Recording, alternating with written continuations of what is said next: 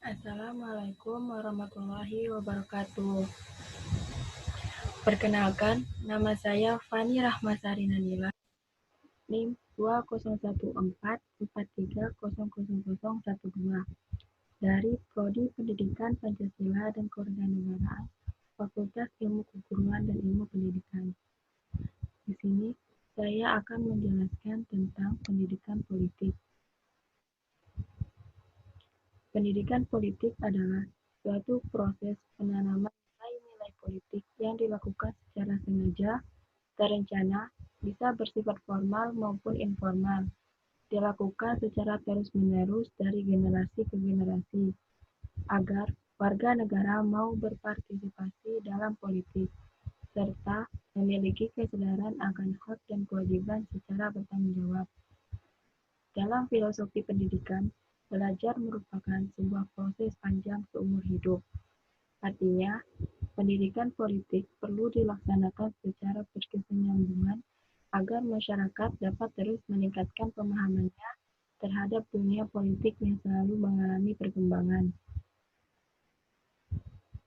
Tujuan pendidikan politik. Tujuan dari pendidikan politik yang terpenting adalah membentuk kesadaran warga negara tentang hak dan kewajibannya dengan konstitusi. Oleh karena itu, pendidikan politik merupakan faktor penting bagi terbentuknya sikap politik warga negara yang mendukung berfungsinya sistem pemerintahan secara sehat.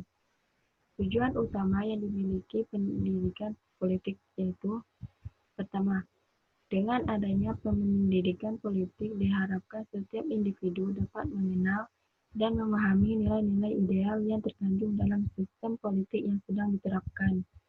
Kedua, bahwa dengan adanya pendidikan politik setiap individu tidak hanya sekedar tahu apa saja, tetapi juga lebih jauh dapat menjadi seorang warga negara yang memiliki kesadaran politik untuk mampu mengemban tanggung jawab yang ditunjukkan dengan adanya perubahan sikap dan peningkatan kadar partisipasi dalam dunia.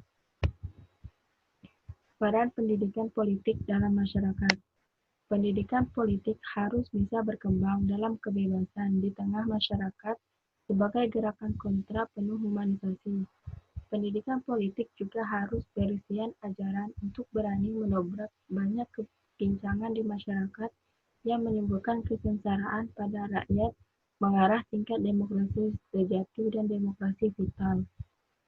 Lebih singkatnya, pendidikan politik harus bisa meningkatkan proses demokratisasi dari masyarakat bangsa. Masyarakat harus memaksimalkan hak mereka dalam berapresiasi, menyampaikan saran dan pendapat, serta bertanggung jawab atas apa yang mereka lakukan dalam kehidupan politik. Sekian dari saya, mohon maaf jika banyak salah. Akhir kata, wassalamualaikum warahmatullahi